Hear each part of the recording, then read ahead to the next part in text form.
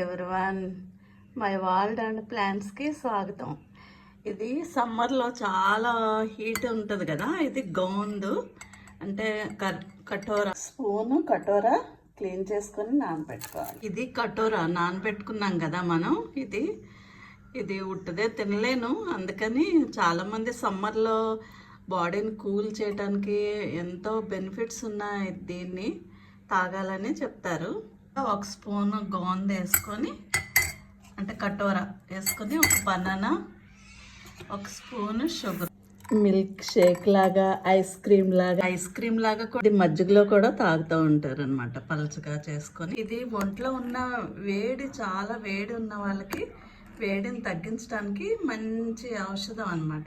మీరు ట్రై చేయండి. సమ్మర్లో డీహైడ్రేట్ అయిన బాడీని కూడా కూల్ చేస్తుంది. ఇది మీరు ట్రై చేయండి, ట్రై చేసి చెప్పండి. Thank you.